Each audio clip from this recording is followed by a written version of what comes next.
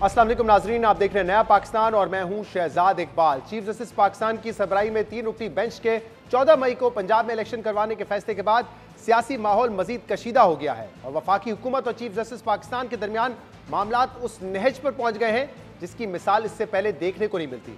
हुकूमत की जानिब से चीफ जस्टिस उमर अता बंदियाल समेत सुप्रीम कोर्ट के 4 जजेस के खिलाफ रेफरेंस लाने पर पहले ही गौर किया जा रहा था कि आज वफाकी हुकूमत ने चीफ जस्टिस पाकिस्तान से अपने मनसब से इस्तीफे देने का मुतालबा भी कर दिया है। और अहम बात यह है कि यह सब उस वक्त हो रहा है जब आज ही वजीर आजम शहबाज शरीफ की जेर सदारत कौमी सलामती कमेटी का अहम इजलास हुआ है, जिसमें आर्मी चीफ और DGISI समेत अहम सियासी और अस्करी हुकाम ने शिरकत की। एलामिया के मुताबिक इजलास में पूरी कौम और हुकूमत के साथ मिलकर दहशतगर्दों के खिलाफ जामिया ऑपरेशन की मंजूरी दी गई है। एलामिया में कौम को पायदार अमन की फराहमी के लिए सिक्योरिटी फोर्सेस की कुर्बानियों और काविशों का एतराफ़ किया गया है। फोरम ने पाकिस्तान से दहशतगर्दी के खात्मे तक कार्रवाइयां जारी रखने का अज़म का आदा किया है।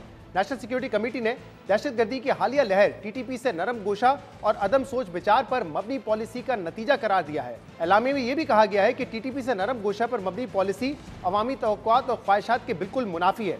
इसके अलावा एलामिया में यह भी लिखा गया है कि दहशतगर्दों को बिला रुकावट वापस आने की इजाज़त दी गई और खतरनाक दहशतगर्दों को एतमाद साजी के नाम पर रिहा किया गया।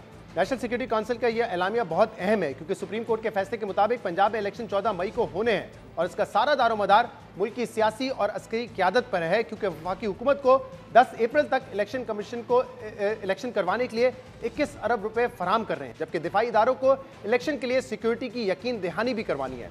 लेकिन हुकूमत पहले ही ये वाजे कर चुकी है कि सुप्रीम कोर्ट के 3 रुकनी बेंच के फैसले पर अमल दरामद नहीं होगा और कल इस हवाले से कौमी असेंबली में सुप्रीम कोर्ट के फैसले के खिलाफ करारदाद भी पेश की गई और इस करारदाद में हुकूमत को पाबंद किया गया है कि सुप्रीम कोर्ट का हुक्म अक़लियती फैसला है और इस फैसले पर अमल दरामद नहीं किया जा सकता।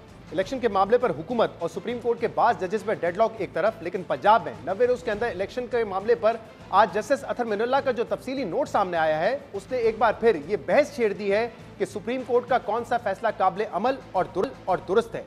क्या 90 रोज में इंतखाबात से मुतालिक सुप्रीम कोर्ट का असखुद नोटिस 4-3 से मुस्तरद हो गया है या 5 रुकनी बेंच का 3-2 की अक्सरियत से बर वक्त इलेक्शन करवाने का जो हुक्म दिया था वो दुरुस्त फैसला है। अहम बात यह कि जस्टिस अतर मिनुल्लाह ने आज अपने तफसीली नोट पर यह वाजे किया है कि उन्होंने ना ही खुद को बेंच से अलहदा किया और ना ही इससे लाताल्लुकी का इजहार किया और वो इस बात से इत्तफाक करते हैं कि असखुद नोटिस केस 4-3 से मुस्तरद हुआ, जिस पर 27 फरवरी को जजेस के दरमियान होने वाली मीटिंग में इत्तफाक हो चुका था। ये बहुत अहम बात है क्योंकि जस्टिस अतर मिनुल्लाह कह रहे हैं कि 4 जजेस इस मीटिंग में इस केस को मुस्तरद कर चुके थे। लेकिन यहाँ ये नुकता भी अहम है कि 27 फरवरी के फैसले में तमाम जजेस ने बेंच की तश्कील 9 पर इत्तफाक भी किया था, जिसके बाद एक नया 5 रुकनी बेंच बनाया गया था। इसके अलावा जस्टिस अतर मिनुल्लाह ने अपने तफसीली नोट में चीफ जस्टिस की जानिब से सुमोटो केसेस लेने के इख्तियारात पर कई संगीन सवालात उठाए हैं और सुप्रीम कोर्ट के सियासी और माशी मामलात में बेजा मदाखलत को अदलिया पर अवाम के कम होते एतमाद की वजह करार दिया है। प्रोग्राम में आगे चल के जस्टिस अतर मिनुल्लाह के इस नोट पर हम तफसील से बात करेंगे, लेकिन अहम बात यह है कि वफाकी हुकूमत इस नोट को अपने मौक़िफ़ की फतह करार दे रही है। वफाकी वज़ीर इत्तेहाद मरियम औरंगज़ेब ने आज जस्टिस अतर मिनुल्लाह के इस नोट की बुनियाद पर चीफ जस्टिस उमर अता बंदियाल से इस्तीफे का मुतालबा किया और ये कहा कि क्योंकि चीफ जस्टिस की साख मुतासिर हो चुकी है इसलिए उन्हें इस्तीफा देना चाहिए। आज 4 जजेस की जो फैसला है अतर मिनुल्लाह साहब के फैसले के साथ वो मुकम्मल हो जाता है। ये 4-3 के फैसले से पिटिशन डिसमिस हो चुकी है। एक डिसमिस शुदा पिटिशन के ऊपर चीफ जस्टिस ऑफ पाकिस्तान ने 3 मेंबर बेंच बनाया। जब पिटिशन डिसमिस हो गई है तो उसके ऊपर बेंच क्यों बना? अदालती सहूलतकारी का मामला है जो आज अतर मिनुल्लाह साहब ने जिस पर सवालात उठाए हैं। नाकाबिले समात केस का बेंच बनाकर फैसला कबूल नहीं किया जा सकता। मिसकॉन्डक्ट, आइन की गलत तशरी और इख्तियारात का नाजायज इस्तेमाल, ये चारों जजेस के जो फैसले हैं ये खुद इसके ऊपर मोहर लगाते हैं। इसके बाद चीफ जस्टिस ऑफ पाकिस्तान की अपनी जो पोजीशन है वो मुतनाज़ा हो गई है, उनको स्टेप डाउन करना चाहिए। मरियम औरंगज़ेब कह रही थी कि 4 जजेस के फैसले ने पिटिशन को मुस्तरद कर दिया है और जब पिटिशन मुस्तरद हो चुकी है तो बेंच कैसा और फैसला कैसा। इसके अलावा नून लीग की सीनियर नायब सदर और चीफ ऑर्गेनाइजर मरियम नवाज ने भी दो टोक लफ्जों में चीफ जस्टिस उमर अता बंदियाल से इस्तीफे का मुतालबा कर दिया है। अपने ट्विटर पैगाम में मरियम नवाज ने कहा कि इमरान खान की हिमायत में चीफ जस्टिस उमर अता बंदियाल ने कानून और आइन की खिलाफ वर्जी की। इख्तियारात के गलत इस्तेमाल ने सुप्रीम कोर्ट में बगावत जैसी सूरत हाल को जन्म दिया। नामवर जजेस ने चीफ जस्टिस के तर्ज अमल और तासुब पर संगीन सवालात उठाए हैं। आज तक किसी चीफ जस्टिस पर इस किस्म के मिसकंडक्ट के इल्जामात नहीं लगे। मरियम नवाज ने मुतालबा किया कि तहरीक इंसाफ की तरफ चीफ जस्टिस का झुकाव नुमाया है, इसलिए चीफ जस्टिस उमर अता बंदियाल को इस्तीफा देना चाहिए। मरियम नवाज के ट्वीट के जवाब में पाकिस्तान तहरीक इंसाफ के सीनियर रहनुमा फवाद चौधरी ने कहा कि हम सुप्रीम कोर्ट में नहीं बल्कि नून लीग के अंदर बगावत जैसी सूरत हाल देख रहे हैं, जहां सीनियर वुज़रा और अहम कानून साजों ने आपकी राय के हक में करारदाद पर दस्तखत करने से इनकार कर दिया। जबकि एक और ट्वीट में फवाद चौधरी ने अतर मिनुल्लाह के नोट को आमियाना करार दिया। उन्होंने लिखा कि एक तरफ पार्लियामेंट की बालादस्ती की बात की जा रही है, जबकि दूसरी तरफ आइन के मुताबिक असेंबली तोड़ने के इख्तियारात का जायजा भी लिया जा रहा है। इन तमाम मामलों पर हम बात करेंगे। उसके लिए हमें ज्वाइन किया है पाकिस्तान के वजीर दाखिला राना सनाउल्लाह ने। राना साहब बहुत बहुत शुक्रिया वक्त देने के लिए। राना साहब, अब से कुछ देर पहले ही एलामिया जारी हुआ है नेशनल सिक्योरिटी कमेटी के इजलास का, जिसमें यह कहा गया है कि जो दहशतगर्दों के खिलाफ ऑपरेशन है वो जारी रहेगा और दहशतगर्दी के खात्मे तक कार्रवाइयां जारी रहेंगी। तो ये तो बात सामने आई है एलामिया में, लेकिन हर कोई इस वक्त ये सोच रहा है और ये पूछ रहा है कि क्या इस इजलास में इस हवाले से भी डिस्कशन हुई कि इलेक्शंस के लिए क्या सिक्योरिटी फराम की जा सकेगी और क्या दहशतगर्दी इस हद तक है कि इस माहौल में इलेक्शन नहीं हो सकते। इस हवाले से एलामी में तो कुछ नहीं हुआ, मीटिंग में क्या डिस्कशन हुई इस पर? देखें, इस मीटिंग की क्योंकि कार्रवाई जो है वो इन कैमरा होती है, तो इसलिए जो बात एलानिए में आ गई उसी के ऊपर ही जो है वो इत्तफाक करना पड़ेगा। उससे कम या ज़्यादा जो है वो बात की नहीं जा सकती, क्योंकि वो सारी प्रोसीडिंग जो है वो इन कैमरा तस्वर होती है।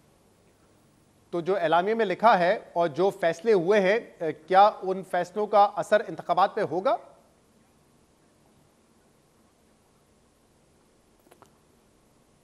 बहरहाल जो एलानिया जारी हुआ है उस एलानिया के मुताबिक दहशतगर्दी की जो वहाँ पे ब्रीफिंग हुई है, तो उससे जो है वो इंतखाबात का अमल जो है उसके मुतल्लक बड़ी सीरियस रिजर्वेशंस हैं, क्योंकि इंतखाबात के लिए एक पुरअमन माहौल जो है वो एक यानी बुनियादी शर्त होता है।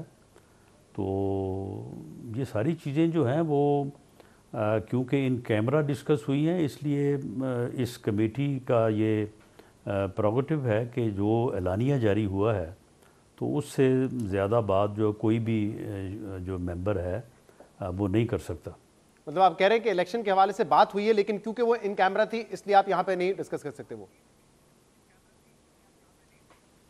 नहीं, मैं ये बात बिल्कुल नहीं कह रहा। मैं ये कह रहा हूँ कि जो एलानिया जारी हुआ है उस एलानिए पे ही आपको इत्तफाक करना पड़ेगा, क्योंकि अजलास जब इन कैमरा है जी तो उसके मतलब किसी भी और बात को हाँ या ना में जो है वो बात करना जो है वो मुनासिब नहीं है।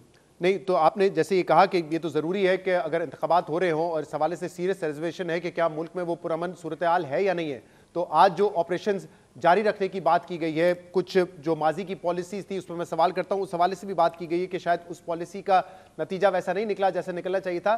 तो क्या ये जो सारी आज की डिस्कशन है ये आपको लगता है असरअंदाज हो सकती हैं 14 मई को जो इंतखाबात होने हैं पंजाब में उस पर?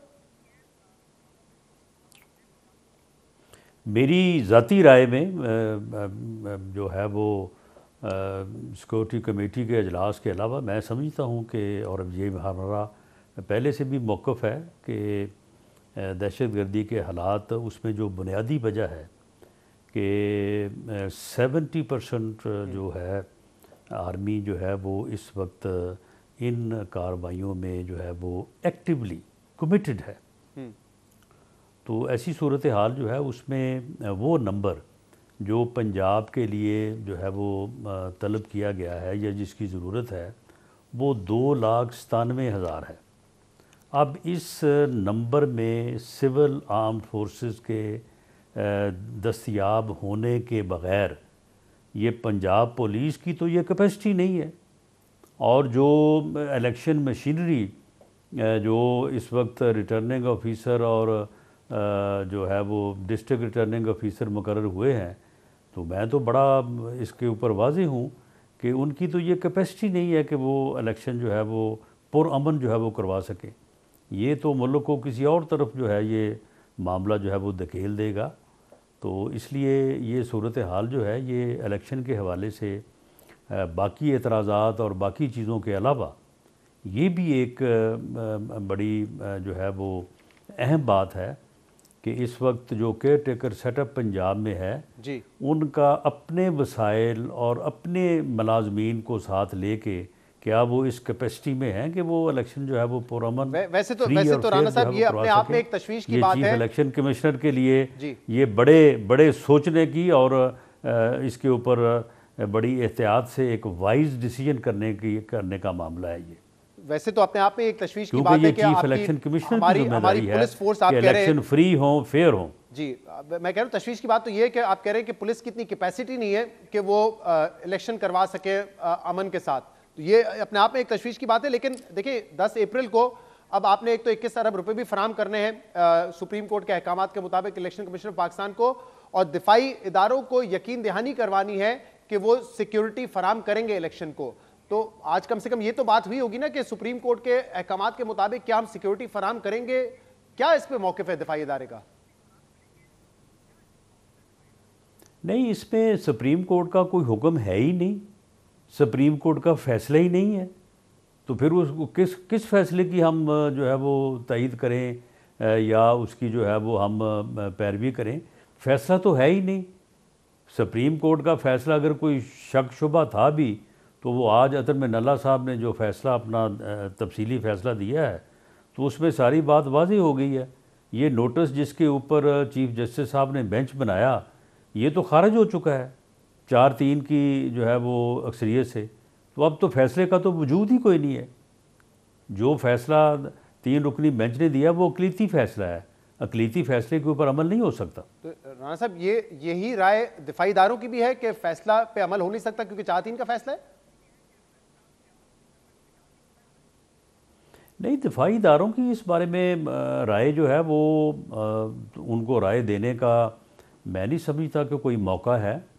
इस बारे में राय जो है या फैसला जो है वो फेडरल गवर्नमेंट ने करना है, और फेडरल गवर्नमेंट को पार्लियामेंट ने इस बारे में जो रहनुमाई दी है तो मेरे ख्याल या मेरी राय के मुताबिक वो बाइंडिंग है फेडरल गवर्नमेंट के ऊपर। लेकिन और आपसे फेडरल गवर्नमेंट को हाँ जी, जो है बजाय इसके कि वो एक चीफ जस्टिस साहब की बेजा ज़िद और उनकी जो है वो बात के ऊपर अमल करे, उन्हें सुप्रीम कोर्ट के मोहतरम जजेस के फैसले के ऊपर जो है वो अमल करना चाहिए। और फैसला जो है वो 4-3 से ये नोटिस खारिज हो गया है। लेकिन हुकूमत को तो ये कहा गया कि आप मामलत करेंगे, लेकिन जिस इदारे को डायरेक्शन दी गई है जिसकी जिम्मेदारी है वो इलेक्शन कमीशन ऑफ पाकिस्तान है, और इलेक्शन कमीशन ऑफ पाकिस्तान ने अमल दरामद शुरू कर दिया, यानी कि वो तो फैसले को मान रहे हैं 3-2 के फैसले को।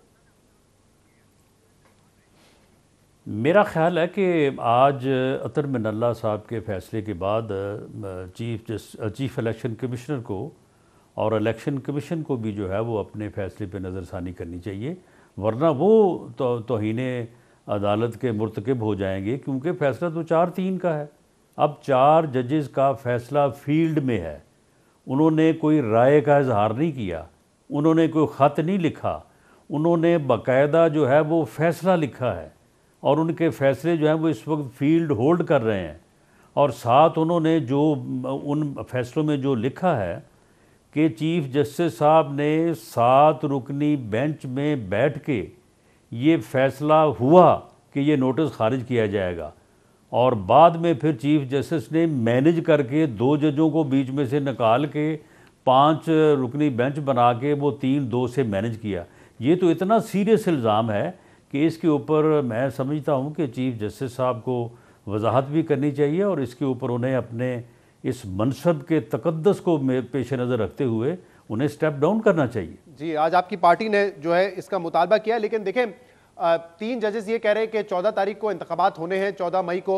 2 जजेस ने फैसला दिया है कि 4-3 का फैसला है, बाकी 2 जजेस का इजाफी नोट है, उनका ऑर्डर या फिर जजमेंट नहीं है, उनका इजाफी नोट है इस हवाले से, और उसमें याहिया आफरीदी ने 4-3 का जिक्र नहीं किया है, जस्टिस अतर मिनुल्लाह ने जिक्र किया है कि 4-3 है।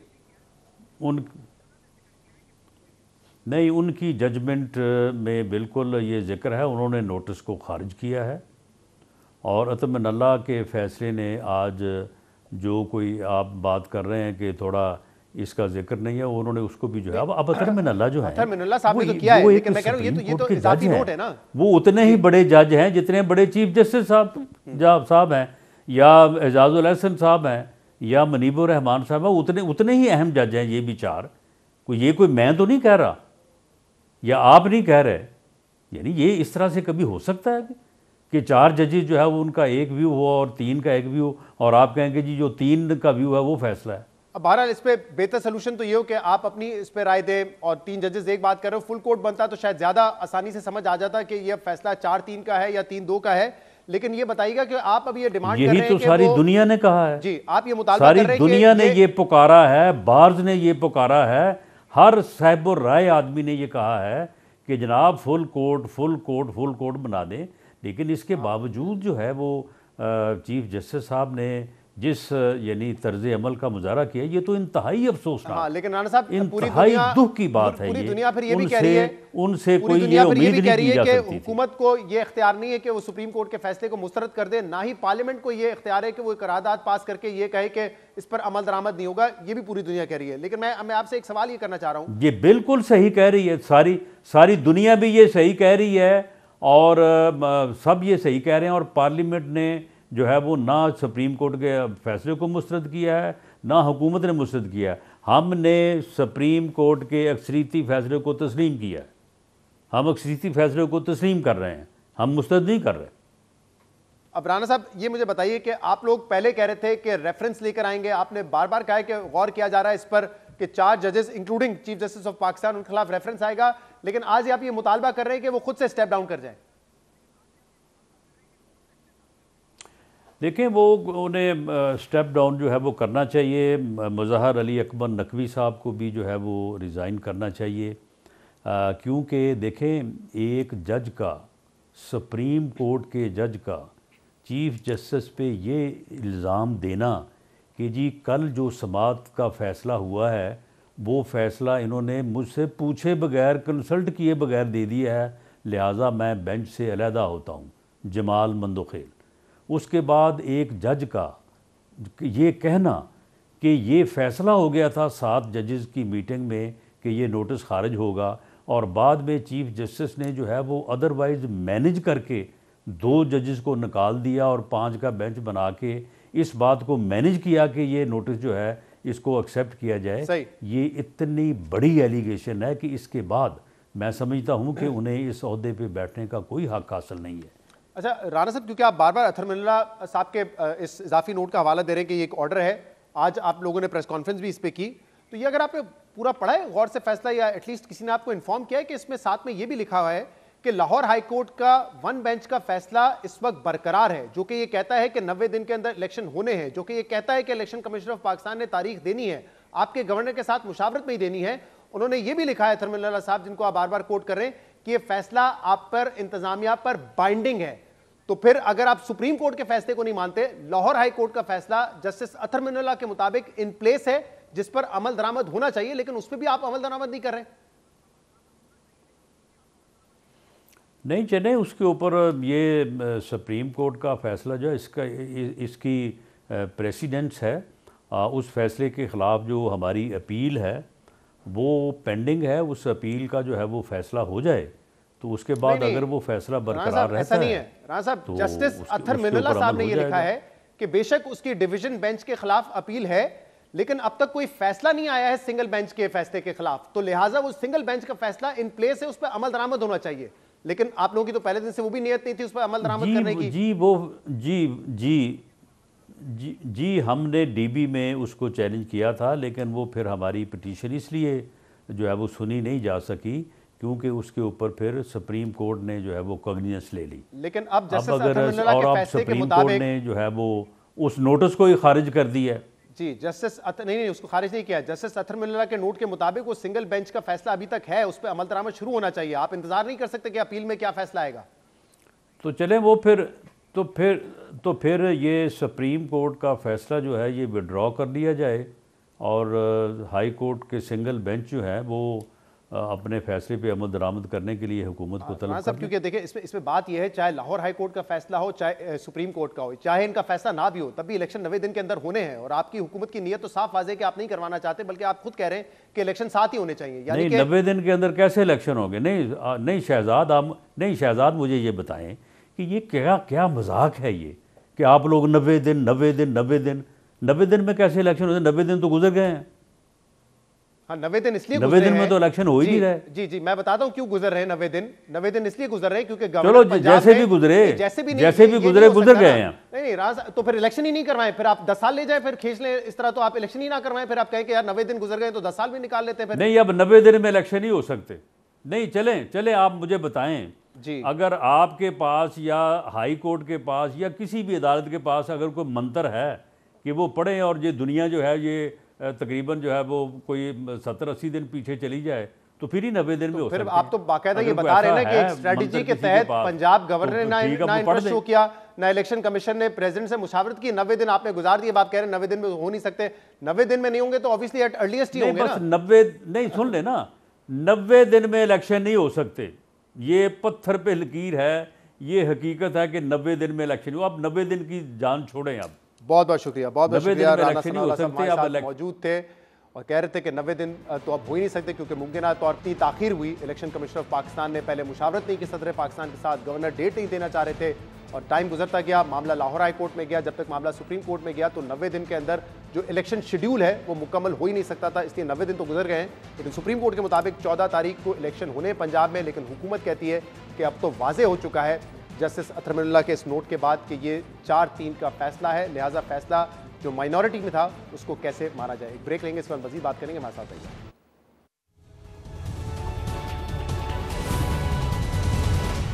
वेलकम बैक नाज़रीन। हुकूमत ने जो सुप्रीम कोर्ट ने जो फैसला दिया है कि 14 तारीख को पंजाब में इलेक्शन होने हैं, इस फैसले के हवाले से पहले ही बहुत ही पेचीदगी थी, लेकिन उसमें मजीद इजाफा हो गया है क्योंकि आज जो इजाफी नोट आया है जस्टिस अतर मिनल्ला का, उसमें उन्होंने ये वाज़ेह तौर पर बताया है कि जो फैसला था 184(3) के इस केस को मुस्तरद करने का, वो 4-3 से था। उन्होंने अपने साथी जजेस जस्टिस मंसूर अली शाह, जस्टिस याया आफरीदी और जस्टिस जमाल मंदुखेत से इत्तेफाक किया है अपने इस इजाफी नोट में कि 4-3 से ये मामला मुस्तरद किया जा चुका था। और जो अहम बात उन्होंने अपने इजाफी नोट में बताई है वो ये है कि 27 तारीख को जो मीटिंग हुई थी तमाम जजेस के दरमियान, उस पर इस बात पर इत्तेफाक भी हुआ था कि ये 4-3 से मुस्तरद किया गया है। लेकिन यहाँ पे एक अहम नुकता ये भी है कि उसी 27 तारीख के फैसले में तमाम 9 जजेस ने इस बात पर इत्तेफाक किया था कि बेंच को रिकॉन्स्टिट्यूट किया जाएगा और फिर chief justice of Pakistan Umar Ata Bandial साहब ने बेंच को रिकॉन्स्टिट्यूट किया और नया 5 रुकनी बेंच बनाया गया था। और 2 जजेस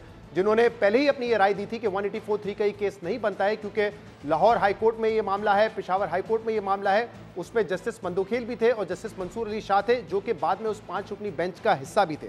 लेकिन आज के इस अहम फैसले में जो अहम नोट है, इजाफी नोट, उसमें जस्टिस अतर मिनल्ला ने 3 वजूहात बताई हैं कि क्यों उन्होंने आर्टिकल 184(3) के इस 184(3) को मुस्तरद किया है। उन्होंने ये बताया है कि जो बुनियादी असूल हैं जो लार्जर बेंच पहले ही तय कर चुकी है, ज़रूरी है कि आर्टिकल 184(3) जो है उस पर पूरा उतरे।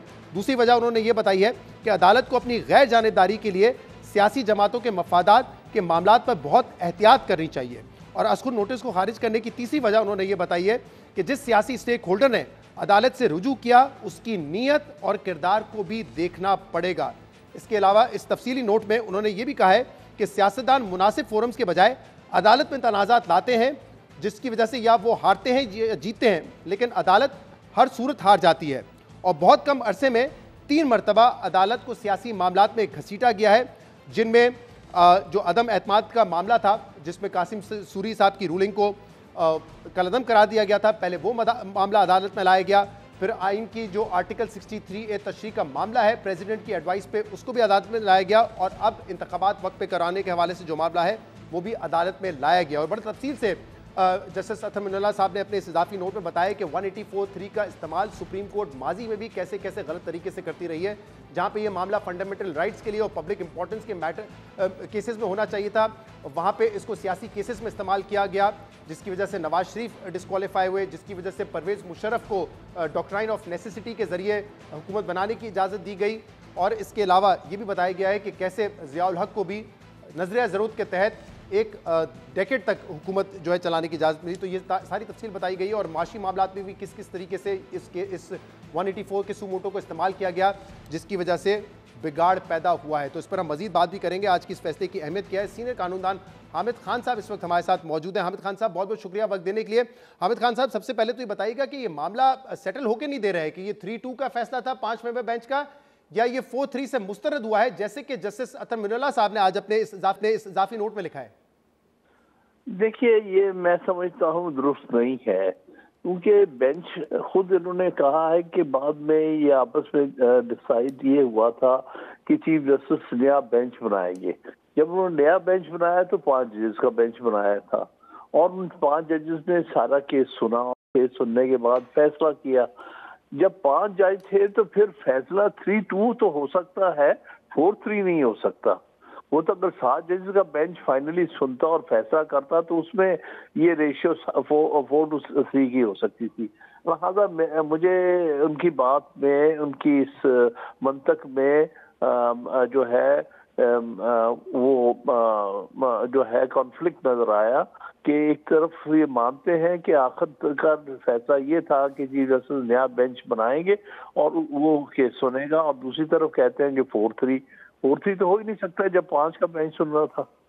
तो फिर क्या वजह है कि 3 जजेस तो ये बाकायदा लिख चुके हैं, एक तो जो जजमेंट आई या उसको ऑर्डर कहेंगे आप, मंसूर अली शाह साहब का और जस्टिस मंदोखेर साहब का, उन्होंने कहा कि ये 4-3 का मैटर है क्योंकि जो 2 हमारे ब्रदर जजेस हैं उनसे हम अग्री करते हैं। और आज जो इजाफी नोट है जस्टिस अतर मिनुल्लाह साहब का, उसमें भी वो ये लिख रहे हैं कि ये 4-3 पे सेटल हो चुका था और हमारी एक मीटिंग हुई थी 27 फरवरी को जिसमें इत्तेफाक हुआ था कि 4 जजेस ने मुस्तरद कर दिया इस 184-3 को। नहीं, 4 जजेस ने कब मुस्तरद किया? वो उसमें तो यही था कि 2 जजेस का नोट था, 2 जजेस ने कहा था कि जी हम रिक्यूज कर रहे हैं किसी वजह से, और 2 ने एक बात कही थी, लेकिन उसके साथ साथ उन्होंने वो बेंच का हिस्सा नहीं रहे थे। एक जज ने, खासतौर पर या अफरीदी ने तो ये भी लिखा है कि मेरा पहले से ये व्यू है तो मुझे नहीं बैठना चाहिए, मैं चीफ जस्टिस की मर्जी पे छोड़ता हूँ कि मुझे अगले बेंच में बिठाते हैं कि नहीं। लिहाजा ये बात आखिरकार इसी पर खत्म हुई थी 27 तारीख को कि भाई ये चीफ जस्टिस अपनी सौंपी से अब आप बेंच बनाए और वो फैसला करें क्या या सो मोटो एक्सरसाइज हो सकता है इख्तियार, और अगर हो सकता है फिर क्या फैसला होना चाहिए। तो मेरे नज़दीक ये जो नोट है, इख्तलाफी नोट, वो हकीकत पे मबनी नहीं है। अगर सारी चीज को उसके असल पस मंजर में आप देखेंगे कि क्या क्या डेवलपमेंट्स हुई है 9 रुकनी बेंच की, उसके हवाले से तो बिलाखिर 9 रुकनी बेंच टूट गया था और जो जिस बेंच ने फाइनली केस सुना वो 5 रुकनी बेंच था। तो 5 रुकनी बेंच में 4-3 फैसला नहीं हो सकता, 3-2 हो सकता है। अच्छा, जो 5 रुकनी बेंच था, अब आप कह रहे हैं कि उसी का फैसला जो है माना जाएगा, और उस 5 रुकनी बेंच में जस्टिस मंदोखेर साहब भी थे और मंसूर अली शाह साहब भी थे, और दोनों ने जो अपना पहले इनिशियली इजाफी नोट दिया था उसमें उन्होंने भी कहा था कि 184-3 के हवाले से अप्लाई नहीं हो सकता, लेकिन फिर भी वो बेंच पे बैठे और बाद में उन्होंने दोबारा ये फैसला दिया कि ये 184-3 में नहीं सुना जा सकता। इसलिए आप कह रहे हैं कि उन 2 की बात तो मानी जाएगी 184-3 के हवाले से ना सुनने की, लेकिन 2 जजेस जो अब उस बेंच का हिस्सा नहीं थे, बेशक उनकी राय सिमिलर है लेकिन उनको काउंट नहीं किया जाएगा इस बेंच में। देखिए, राय तो जो और जज सुप्रीम कोर्ट में बैठे हैं उनकी भी फिर ली जाए, वो तो बात खत्म नहीं होती। जो बेंच बनाया जाता है वो 5 का है, 7 का है, 3 का है, वही फैसला करता है और उसी की काउंट होगी, उसी में मेजॉरिटी माइनॉरिटी काउंट होती है। लेकिन जो ये एक एतराज आ रहा है, जस्टिस अतर मिनुल्लाह ने कहा कि मैंने तो ये कहा ही नहीं था अपने किसी नोट में कि मुझे आप बेंच से हटा दें। जस्टिस याह्या आफरीदी का आपने राइट लिया कि उन्होंने ये चीफ जस्टिस की स्वाबदीद पे छोड़ दिया था। उन्होंने कहा मैं तो अपनी राय दे चुका हूं, तो प्रेजुडिस हो जाएगा मामला। लेकिन अतर मिनुल्लाह साहब कह रहे हैं मैंने तो ऐसी कोई बात ही नहीं की थी, तो मुझे क्यों फिर बेसिकली हटा दिया गया बेंच से? देखिए, बेंचेस फॉर्म करना जो मौजूदा सूरत हाल है, रूल्स जो है सुप्रीम कोर्ट के 1980 के, उसमें ये स्वाबदीद है चीफ जस्टिस की। लिहाजा इस पर एतराज नहीं किया जा सकता कि मुझे क्यों बेंच से ड्रॉप किया गया। वो तो फिर कोई भी जज एतराज कर सकता है, वो 15 जज हैं कि जी हम में से किसी को क्यों नहीं बिठाया। तो ये बहस कहीं खत्म ही नहीं होगी, क्योंकि स्वाबदी चीफ जस्टिस की थी। चीफ जस्टिस ने अपनी स्वाबदी इस्तेमाल करते हुए 5 जज का बेंच बनाया और उन्हीं के ही आप जो है मेजॉरिटी और माइनॉरिटी काउंट कर। तो आपको क्या लगता है कि लीगली ये क्रिस्टल क्लियर है कि ये मामला 3-2 का है, या इसकी वाज़ेह तशरीह और इस फैसले पे पहुंचने के लिए बेहतर है कि अभी फुल कोर्ट बनाया जाए जो ये डिसाइड करे कि ये मामला 3-2 है या 4-3 है? देखिए, मैं समझता हूँ ये गैर जरूरी बहस शुरू हो गई है 4-3 और 3-2 की। मेरे नजदीक जो प्रैक्टिस ऑफ द कोर्ट है, जो रूल्स हैं और वो सारी चीज अगर हम देखते हैं उसको सामने रखते हुए जो फाइनल बेंच है उसी की काउंट होगा और 3-2 होगा। लिहाजा फैसला वही है जो कि 3/2 उस दिन सुनाया गया। जहां तक सवाल ये कि आया उसके लिए 15 जज, उसका आइन में तो कोई गुंजाइश नहीं है, ये आइन में तो नहीं कहीं कहा हुआ। इसमें जो अहम चीज है वो ये है कि बेंचेस तो फिर बड़े और छोटे बनते रहते हैं, तो इस चीज को कोई जज इस पर एतराज नहीं कर सकता कि मुझे फलां बेंच में क्यों नहीं बिठाया। ये ठीक है, कुछ चीजें होती हैं जो उसूली तौर पर अहम होती है। मिसाल के तौर पर चीफ जस्टिस को अहम केसेस में सीनियर सिविल जज को बिठाना चाहिए, जो सबसे सीनियर जज है। ये एक मामला जनरली समझा गया है कि एक अच्छी चीज है, अच्छी रविश है जो होनी चाहिए, लेकिन उसका भी कोई आईनी तौर पे नहीं कोई इस किस्म की डिक्टेट कि हाँ जी आप जरूर उनको बिठाएं। बहुत बहुत शुक्रिया, बहुत बहुत शुक्रिया। हामिद खान साहब हमारे साथ मौजूद थे। एक ब्रेक लेंगे, इस पर मजीद बात करेंगे हमारे। वेलकम बैक नाज़रीन। इस वक्त जो सियासी सूरत हाल है उस पर हम तफसील से बात करेंगे, जिसके लिए हमें ज्वाइन किया है सीनियर सहाफ़ी और तज्ज़ियाकार हामिद मीर साहब ने। हामिद मीर साहब, बहुत बहुत शुक्रिया वक्त देने के लिए। अब से कुछ देर पहले नेशनल सिक्योरिटी कमेटी का जो इजलास आया उसमें उन्होंने कहा जो दहशतगर्दी के खिलाफ जंग है वो जारी रहेगी, ऑपरेशन जारी रहेंगे। कुछ माजी की पॉलिसी पर भी बात की है, लेकिन मैं राना साहब से पूछने की कोशिश की कि इसका क्या मतलब है, क्या सिक्योरिटी फोर्सेस जो है दी जाएगी इलेक्शन करवाने के लिए? उन्होंने कहा ये इन कैमरा डिस्कशन होती है, इस पर हम बात नहीं कर सकते। लेकिन क्या मतलब अखज़ किया जाए इस एलामिया का जो सामने आया? इस एलामिये में 3 चीज़ें वाज़ेह हैं। एक तो उन्होंने कहा कि जी दहशतगर्दी के ख़िलाफ़ हमारे ऑपरेशन जारी रहेंगे। इसका सीधा सीधा मतलब ये है कि सिक्योरिटी फोर्सेस और पाकिस्तान आर्मी जो है वो दहशतगर्दों के ख़िलाफ़ जंग में मसरूफ़ है और वो अवेलेबल नहीं है। पहला मतलब तो इसका ये है। दूसरा जो इसमें अहम तरीन चीज़ है वो ये है कि जी नेशनल सिक्योरिटी के ज़िम्मेदार इदारों के ख़िलाफ़ फ़ॉरेन स्पॉन्सर्ड प्रोपेगेंडा जो है उसकी हम शदीद मज़म्मत कर रहे हैं। आपको बताने की ज़रूरत नहीं है, तफसील में जाने की ज़रूरत नहीं है, राना सनाउल्लाह से पूछने की ज़रूरत नहीं है कि ये किसकी तरफ इशारा है। ये सीधा सीधा PTI की तरफ इशारा है, ठीक है। और उस पर फ़ॉरेन स्पॉन्सर्ड ये भी उन्होंने कह दिया, ठीक है। और इसके अलावा जो तीसरी अहम बात है वो ये है कि इस एलामिये में ये कहा गया है कि जो तहरीक तालिबान पाकिस्तान के साथ जो मुज़ाकरात की पॉलिसी थी, जो उनके लोगों को रहा किया गया, उनके साथ जो नरम पॉलिसी इख्तियार की गई, उसका हमें बहुत नुकसान हुआ है। तो ये किसकी पॉलिसी थी? ये इमरान खान की पॉलिसी थी। अब इमरान खान साहब ये नहीं कह सकते कि वो तो जनरल बाजवा साहब की पॉलिसी थी, ऐसी बात नहीं है। इमरान खान साहब जब पावर में नहीं आए थे तो उस वक्त भी वो कहते थे कि मैं पेशावर में TTP को दफ्तर खोल के देने के लिए तैयार हूँ, और फिर मुज़ाकरात के भी वो हामी थे। ये एक अलहदा बहस है कि वो पॉलिसी उनकी ठीक थी या नहीं थी, लेकिन नेशनल सिक्योरिटी कमेटी के एलामिये में इमरान खान, जनरल बाजवा और जनरल फैज़ हमीद की जो पॉलिसी थी उसको आउटराइटली रिजेक्ट कर दिया गया। और बेसिकली ये बताया गया है कि वो पॉलिसी थी जिसके नतीजे में इस वक्त मुल्क में दहशतगर्दी है और वो दहशतगर्दी से निपटने के लिए फौज इस वक्त मसरूफ है, लिहाजा मुमकिन तौर पे सिक्योरिटी फराम नहीं की जाएगी इलेक्शन। जी ज़ाहिर बात, देखिए ना, ये जो नेशनल सिक्योरिटी कमेटी की जो मीटिंग थी इसमें बहुत से सेंसिटिव इश्यूज भी अंडर डिस्कशन थे। तो ज़ाहिर बात है वो कोई भी इंटाइटल नहीं है, ना इंटीरियर मिनिस्टर, ना ही डिफेंस मिनिस्टर, ना ही कोई और के वो उनको बताए। लेकिन ये जो बहुत केयरफुली क्राफ्टेड एलामिया है, ये मीटिंग जो है दोपहर को ख़त्म हो गई थी। इस मीटिंग का एलामिया लिखने में 4-5 घंटे लगे हैं, ठीक है, और ये तकरीबन 7:45 साढ़े 7 पौने 8 बजे के करीब आया है। और इस दौरान ये जो 3-4 घंटे हैं, इन 3-4 घंटों में ये एलामिया एक जगह से दूसरी जगह जा रहा था, दूसरी जगह से वापस पहली जगह पे आ रहा था, फिर एक तीसरी जगह पे जा रहा था। और इस दौरान में बहुत से लोग मेरे समेत हम पूछ रहे थे उन लोगों से जो इसकी वेटिंग कर रहे थे कि भाई कब तक जारी करेंगे। तो वो एक घंटा करते करते उन्होंने इसमें 4 घंटे लगाए। इसका एक एक लफ्ज़ बहुत सोच समझ के जो है वो लिखा गया है।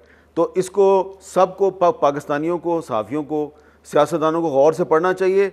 इस एक छोटे से एलामिये में आपको अगले 6 महीने का पाकिस्तान वाज़ेह नज़र आ रहा है। तो कल करारदाद आई पार्लियामेंट से और हुकूमत को कहा गया कि सुप्रीम कोर्ट का फैसला माइनॉरिटी है, इसको नहीं माना जाए। आज अतहर मिनल्ला साहब का, जस्टिस अतहर मिनल्ला साहब का एक इजाफी नोट आ गया जिसमें वो कहते हैं ये फैसला 4-3 का है, जिसकी बुनियाद पर ये अब कहा जा रहा है हुकूमत की जानिब से कि चीफ जस्टिस ने मिसकंडक्ट किया है क्योंकि उन्होंने बेंच से हटा भी दिया था जस्टिस अतरमन्ना साहब को, लिहाजा आप इस्तीफा दें। रेफरेंस की बात भी हो रही है, आज जो है डिफेंस का जो पॉइंट ऑफ व्यू एक तरीके से वो भी सामने आ गया। तो इस बातों को सबको जोड़ा जाए तो इसका मतलब ये है कि 14 मई को इलेक्शन नहीं हो रहे। इसका मतलब ये है कि इसका एक और भी मतलब है। पहली बात तो आप कह रहे हैं कि वो बिल्कुल सही कह रहे हैं कि 14 मई को तो इलेक्शन नहीं हो रहा, लेकिन इसका एक और भी मतलब है कि अब से कुछ दिन के बाद 12 अप्रैल को 1973 के आइन की तश्कील के 50 साल पूरे हो रहे हैं। तो ये पार्लियामेंट की करारदाद की अपनी अहमियत है, नेशनल सिक्योरिटी कमेटी के एलामिया की एक अपनी अहमियत है, अतर मिनल्ला साहब का जो इजाफी नोट आया उसकी एक अपनी अहमियत है। लेकिन जो मेरे लिए बतौर एक पाकिस्तानी इंतहाई तशवीशनाक बात है वो ये है कि ये कोई भी जो है ना नेशनल सिक्योरिटी कमेटी का एलामिया, ना पार्लियामेंट की करारदाद, कोई भी ना ही अतर मिनल्ला का नोट, ये मुझे मेरे इस सवाल का जवाब नहीं दे रहा कि पाकिस्तान के आइन की तश्कील के 50 साल पूरे हो गए हैं, 12 अप्रैल को 50 साल पूरे हो जाएंगे और इस आइन पे अमल दरामद पाकिस्तान में नहीं हो रहा, जिसके जिम्मेदार सब के सब हैं। अतर मिनल्ला साहब का जो नोट है उसमें थोड़ी सी एक झलक नज़र आ रही है कि जी कभी सियासतदान जो हैं वो हमारे पास आते हैं जी कि हमने असम्बली से इस्तीफ़ा दिया हुआ है, हमारा इस्तीफ़ा कबूल करवा दें। फिर वही सियासतदान आते हैं कि जी वो हमने असम्बली में वापस जाना है, हमें वापस भिजवा दें। तो उन्होंने सवाल उठाया कि क्या ये सब आइन की खिलाफ वर्जी नहीं है? तो हमारी तमाम बड़ी सियासी जमातें, नाम लेता हूँ PTI, मुस्लिम लीग नून, पाकिस्तान पीपल्स पार्टी, इनका रवैया गैर आइनी है, गैर जमहूरी है। हमारे तमाम रियासती इदारे, उनको कोई परवाह नहीं है कि आइन पाकिस्तान की तश्कील के 50 साल पूरे होने वाले हैं। तो 12 अप्रैल को जब आप एक गोल्डन जुबली मनाएंगे सो कॉल्ड किस्म की, तो आम पाकिस्तानी नौजवान जो है वो जब पूछेगा अपने अम्मी अबू से, टीचर से कि ये आइन पे अमल दरामद क्यों नहीं होता, तो किसी के पास कोई जवाब नहीं है। ये है पाकिस्तान का असल अलमिया। बहुत बहुत शुक्रिया, बहुत बहुत शुक्रिया। हामिद मीर साहब हमारे साथ मौजूद थे। नाज़रीन, आज के प्रोग्राम में इतना ही। शो से इजाज़त दीजिए। अल्लाह हाफ़िज़।